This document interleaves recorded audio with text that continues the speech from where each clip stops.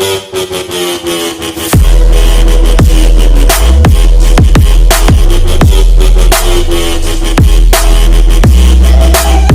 Guys, स्वागत है आपका हमारी इस नई वीडियो में। अगर आपको वीडियो अच्छी लगे तो please like, share and subscribe जरूर करना। और मैंने वीडियो के लास्ट में आपके लिए एक क्वेश्चन रखा है, उसका जवाब आपको कमेंट बॉक्स में देना है।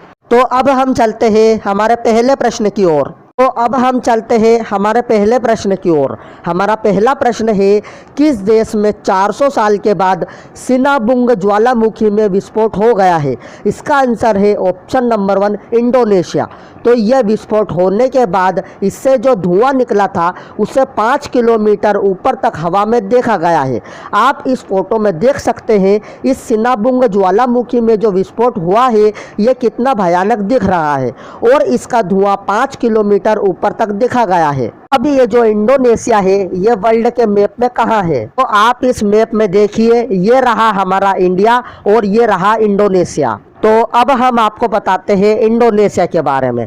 इंडोनेशिया की कैपिटल है जकार्ता, इसकी करेंसी है इंडोनेशियन रुपया और इसके प्रेसिडेंट है जोको विडोडो। अब हम चलते हैं हमारे दूसरे प्रश्न की ओर। हमारा दूसरा प्रश्न है, किस राज्य सरकार ने हाल ही में शहरी वन भूमि प्रदान करने की घोषणा की है? इसका आंसर है ऑप्शन नंबर 2 छत्तीसगढ़। अब हम आपको बताते हैं छत्तीसगढ़ के बारे में। छत्तीसगढ़ की कैपिटल है रायपुर, इसके चीफ मिनिस्टर है भूपेश बघेल और इसकी गवर्नर है अनुसुईया उइके। अब हम चलते हैं हमारे तीसरे प्रश्न की ओर। हमारा तीसरा प्रश्न है, किसने हाल ही में national infrastructure pipeline online dashboard launch किया है? इसका आंसर है ऑप्शन नंबर 1 निर्मला सीतारमण। तो ये है निर्मला सीतारमण और ये प्रेजेंट टाइम पे हमारी वित्त मंत्री है और इन्होंने ये national infrastructure pipeline online dashboard launch किया है। अब हम चलते हैं हमारे चौथे प्रश्न की ओर। हमारा चौथा प्रश्न है, वोल्टर रोजर मार्टोस रुइस हाल ही में किस देश के नए प्रधानमंत्री बने हैं? इसका आंसर है ऑप्शन नंबर 3 पेरू। तो ये है वोल्टर रोजर मार्टोस रुइस और ये हाल ही में पेरू देश के नए प्रधानमंत्री बन गए हैं। अब ये जो पेरू है ये वर्ल्ड के मैप में कहाँ है? तो आप ये मैप देखिए, ये रहा हमारा इंडिया और ये रहा पेरू। अब हम आपको बताते हैं पेरू के बारे में। पेरू की कैपिटल है लीमा, इसकी करेंसी है सोल और इसके प्रेसिडेंट है मार्टिन विस्कारा। अब हम चलते हैं हमारे पांचवें प्रश्न की ओर। हमारा पांचवा प्रश्न है, किसने हाल ही में 70वीं एनिवर्सरी ग्रैंड प्रिक्स जीती है?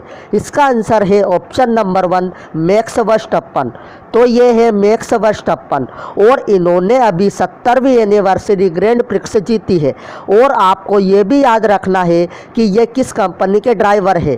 तो ये रेड बुल कंपनी के ड्राइवर है। अब हम चलते हैं हमारे छठे प्रश्न की ओर।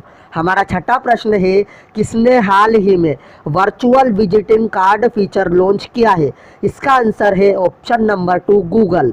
तो अभी गूगल ने मंगलवार को एक नई सुविधा शुरू की है जो उपयोगकर्ताओं को एक वर्चुअल विजिटिंग कार्ड बनाने की अनुमति देता है।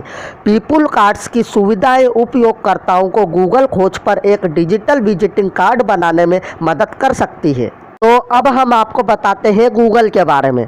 गूगल की स्थापना हुई थी 1998 में। इसका हेडक्वार्टर है कैलिफोर्निया में और इसके सीईओ है सुंदर पिचाई। अब हम चलते हैं हमारे सातवें प्रश्न की ओर। हमारा सातवां प्रश्न है, किसने हाल ही में स्कूलों और शिक्षण संस्थानों के 50 मीटर के दायरे के अंदर जंक फूड और अस्वस्थ भोजन की बिक्री को प्रतिबंधित करने की घोषणा की है? इसका आंसर है ऑप्शन नंबर 3 FSSAI। तो अभी FSSAI ने हाल ही में स्कूलों और शिक्षण संस्थानों के 50 मीटर के दायरे के अंदर जंक फूड और अस्वस्थकर भोजन की बिक्री को प्रतिबंधित करने की घोषणा इसलिए की है क्योंकि जब स्कूलों की छुट्टी होती है तब स्कूल के बच्चे आसपास की दुकानों से जंक फूड खाते हैं। तो आपको पता होगा जंक फूड खाने से स्वास्थ्य अच्छा नहीं रहता है। तो इसीलिए ही FSSAI ने स्कूलों और शिक्षण संस्थानों के 50 मीटर के दायरे के अंदर जंक फूड और अस्वास्थ्यकर भोजन की बिक्री को प्रतिबंधित करने की घोषणा की है। तो अब हम आपको बताते हैं FSSAI के बारे में। FSSAI का फुल फॉर्म है food safety and standards authority of India. इसकी स्थापना हुई थी अगस्त 2011 में। इसका हेड क्वार्टर है नई दिल्ली में। इसके CEO है श्री अरुण सिंघल और इसकी चेयरपर्सन है रीता टेवटिया। अब हम चलते हैं हमारे 8वें प्रश्न की ओर। हमारा 8वां प्रश्न है, किस देश के प्रधानमंत्री हसन दियाब ने हाल ही में इस्तीफे की घोषणा की है? इसका आंसर है ऑप्शन नंबर 1 लेबनान। तो अभी हमने आपको बताया था कि लेबनान की कैपिटल बेरूत में एमोनियम नाइट्रेट की वजह से एक बड़ा धमाका हुआ था, तो उसी की वजह से वहाँ पर बहुत नुकसान हुआ है और लेबनान की जनता सरकार के खिलाफ प्रदर्शन कर रही है। तो इसीलिए अभी लेबनान के प्रधानमंत्री हसन दियाब ने अभी इस्तीफे की घोषणा की है। अब ये लेबनान वर्ल्ड के मैप में कहाँ है? तो आप इस मैप में देखिए, ये रहा हमारा इंडिया और ये रहा लेबनान। अब हम आपको बताते हैं लेबनान के बारे में। लेबनान की कैपिटल है बेरूत। इसकी करेंसी है लेबनीज पाउंड।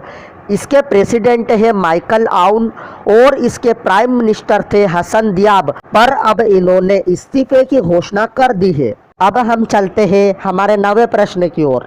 हमारा 9वां प्रश्न है, किस राज्य में हाल ही में KVIC के द्वारा पहला रेशम उत्पादन केंद्र स्थापित किया जाएगा?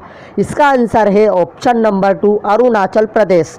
तो आप इस फोटो में देख सकते हैं कि अरुणाचल प्रदेश में हाल ही में KVIC के द्वारा पहला रेशम उत्पादन केंद्र स्थापित किया जाएगा। तो अब हम आपको बताते हैं KVIC के बारे में।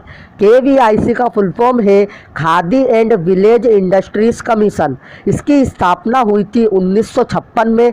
इसका हेड क्वार्टर है मुंबई में और इसके चेयरपर्सन है विनय कुमार सक्सेना। तो अब हम चलते हैं हमारे अंतिम प्रश्न की ओर। हमारा अंतिम प्रश्न है, ACJ खोजी पत्रकारिता पुरस्कार से किसे सम्मानित किया गया है? इसका आंसर है ऑप्शन नंबर 3 नितिन सेठी। तो ACJ का फुल फॉर्म है Asian college of journalism award. ये है नितिन सेठी और इन्हें अभी ACJ खोजी पत्रकारिता पुरस्कार से सम्मानित किया गया है। मैंने कल आपसे एक प्रश्न पूछा था, भारत एयर फाइबर सर्विसेज का उद्घाटन कहाँ हुआ है? इसका आंसर है ऑप्शन नंबर 2 महाराष्ट्र। तो मैंने कल आपसे एक प्रश्न पूछा था, भारत एयर फाइबर सर्विसेज का उद्घाटन कहाँ हुआ है?